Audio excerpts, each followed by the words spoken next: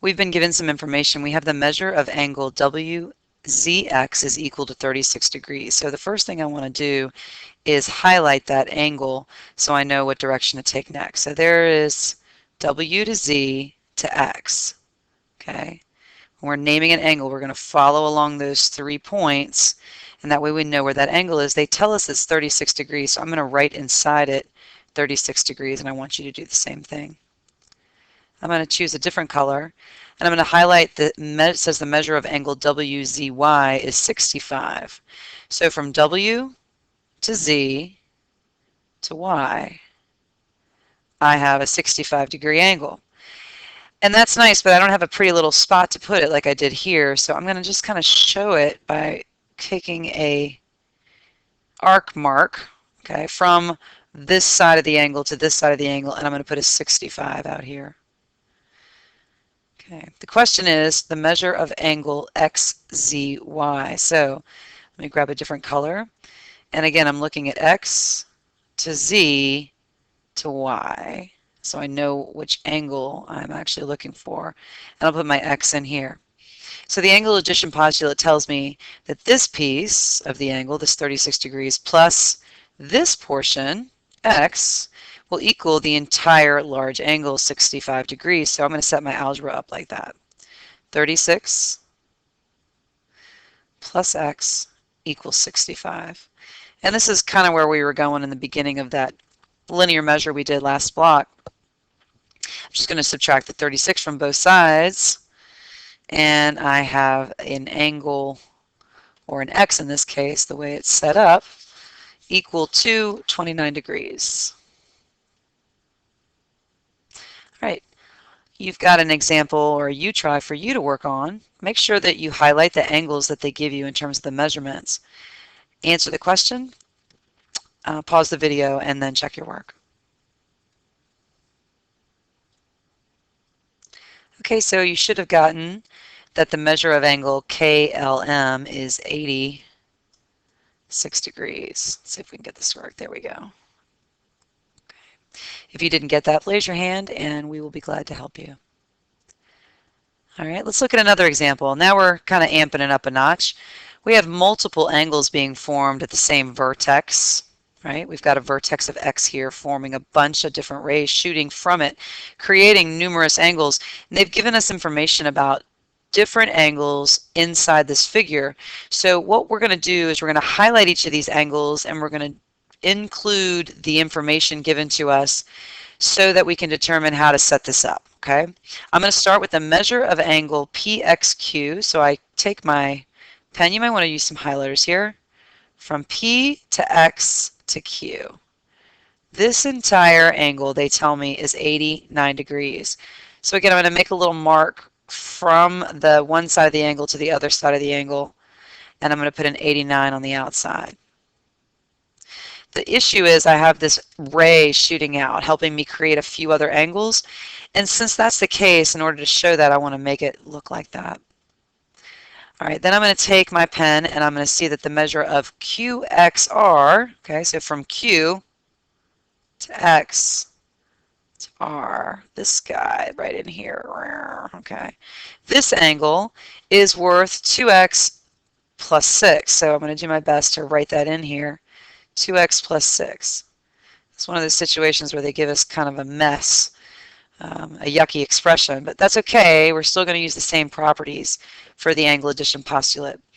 Then I'm given RXP, so I got to figure out where that angle is. So from R to X to P, that is the angle that is worth 5x minus 2. And what I can see is happening is I have the angle addition postulate. This entire large angle consists of these two little guys. And if I add up these two little guys, I'll set that equal to the whole thing, which is 89 degrees. So let's go ahead and set it up. We're looking for first the measure of x, excuse me, the value of x, and then we're going to do some substitution to come up with these angle measures. So we have a couple of different steps we have to go through. All right, so I'm going to take those two angle measures. I've got the measure of angle QXR, which is 2x plus 6, plus the measure of angle RXP, which was 5x minus 1, And the sum of those two guys will be equal to the whole thing, which is 89 degrees. So now I'm just doing some algebra. I've got some like terms and a 2x and a 5x. I'm going to combine those to get 7x. I've got these like terms, 6 and a negative 1. I'll combine those to get 5, and I'm going to bring down the 89. Next, I'll subtract 5 from both sides, giving me 7x equals 84. Finally, I got to get x by himself, so I divide both sides by 7.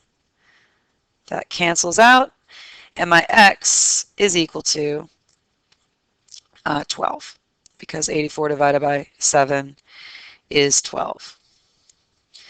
So that's great. So I've got this part of it, but I still need to find the measure of angle QXR. So I'm going to rewrite that here.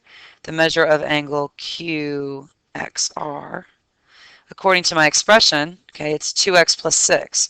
So I'm going to substitute that 12 in here, plus 6.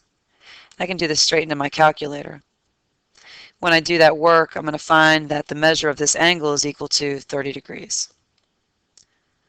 The other angle I'm looking for is the measure of angle RXP.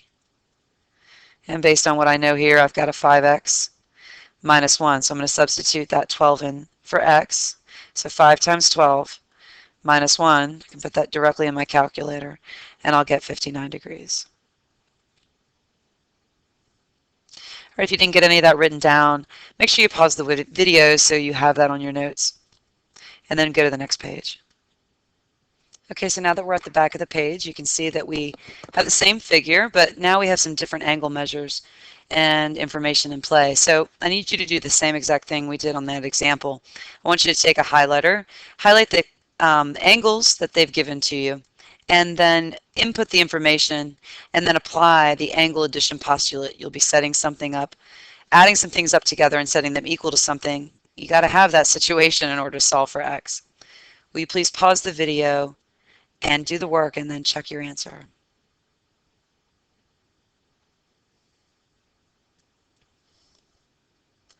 Okay, so you should have gotten the value of x as 22 degrees and the measure of angle SXQ is 57. If you did not get those values, will you please raise your hand so we can give you some help?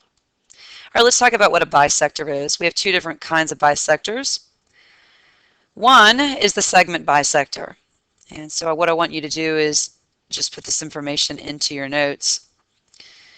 We have any segment, ray, or line, or plane, actually, that intersects a segment at its midpoint. Okay, so go ahead and pause the video and write the terms intersects and midpoint into your notes.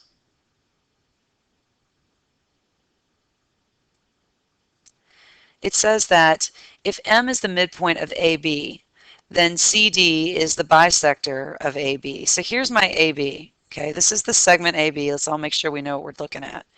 Let me highlight it. From A to B, they're telling me that this other segment, CD, is bisecting it. And what's happening is it's hitting it at its midpoint. So remember how we show congruency, okay? We're going to show that, in fact, that since M is the midpoint of AB, AM is congruent to MB, and we're going to show that with two hash marks, a hash mark here at AM and a hash mark here at MB. Go ahead and write this into your notes. Make sure you pause the video if you need to. So let's take a look at a quick example of how this would lay out. In fact, you have at least one of these, I think, on your homework, and you'll probably see one of these on your test. In fact, I'm sure you will. It says given B is the midpoint of AD, and then they give us some expressions. They say that AB is equal to 3x minus 18, and it says that BD is equal to 2x plus 10. It says to solve for x. So what I want to do here, because this looks a lot like what we did for linear measure, I'm going to write that information here. I have 3x minus 18 is this portion of the segment, and then I have 2x plus 10 over here. Now when we were doing linear measure, right, we know that this part plus this part equals the whole thing, but they didn't give us the whole thing. Okay, so we need to use, they need to use another component here. We need another application. Since B is the midpoint, right, this midpoint word helps us know what to do next. I know that B is cut the sky into two equal pieces, hash mark here, telling me that AB is congruent to BD. So I'm going to take that information and I'm going to, I'm going to go ahead and set those two values just equal to each other. 3x minus 18 equals 2x plus 10. Okay. And now it's just a matter of algebra. I'm going to subtract 2x from both sides. And I'm going to bring that information over here. Sorry about my work here. It turns into x minus 18. So I went over here. Is equal to 10. Then I need to add an 18 to both sides. And when I do that, I get these guys canceling out. And my work comes over here. X is equal to 28. So the key word in these problems is midpoint. Very important you read the problem, because you might know exactly how to set it up based on the way we did it for a linear measure. But since I can't set those two guys, add those two guys together and set them equal to something, I've got to recognize that it's the midpoint. All right, last concept here. What is the angle bisector? It's a segment ray or plane that divides an angle into two adjacent angles that are congruent. So very similar process as the segment bisector. But here with our angle bisector, we've got this CD. Okay, let's look at a couple more information. We've got CD here, and he is cutting. Let me get a little picture here. CD is my ray CD, right? It's cutting angle A to B to E into two equal pieces. And we know that because of these hash marks that they've drawn, right? We've got these, these arc marks. That's how we explain that. When we talk about angles, we make them green so that we kind of hang out or highlight a little bit better. Okay. So with that, I want you to write this down. We know that that angle ACD is congruent to angle DCE. Here's ACD, this little guy, and then DCE is this little guy. So they're congruent to each other. We also express that with the measurement using an equal sign, because we only use equals when we're talking about the actual number. If you need to pause the video, please do. If not, let's move on. Here's an example. Same kind of process as we had above with our segment bisector. In this case, it's saying that BC, which is right here, this ray BC is bisecting angle ABD. So again, to make sure I know what angle I'm talking about, I go from A to B to D. And if it's bisecting it, what's happening is this angle will be congruent to this angle. Those little arc marks tell us that they're congruent. On my angle addition postulate, I would have had something that was, the whole thing, A to B to D, was worth 100 or whatever the value was. I don't know that, but I don't need to know it because I know that it's been bisected, cut into two equal pieces.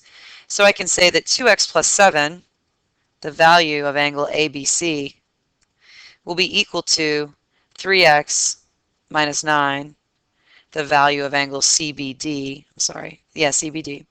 So I'm going to do some subtraction. I'm going to subtract 2x from both sides to solve for x. I get 7 is equal to x minus 9. And now I need to add a 9 to both sides. And I will get the fact that x is equal to 16. All right, we got one try left here. Go ahead and pause the video. Let's see what's going on here. The question says BD bisects angle ABC. So we've got angle ABC over here. You can use this to fill in the blanks. We've got the measure of angle 1 here. They've given us some interior numbers to use to name our angles. And we have the measure of angle 2. You can put the information in and then solve for x. Make sure you pause the video and check your answer.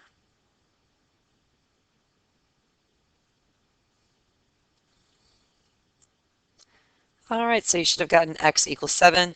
If you did not, please raise your hand and we'll give you some help.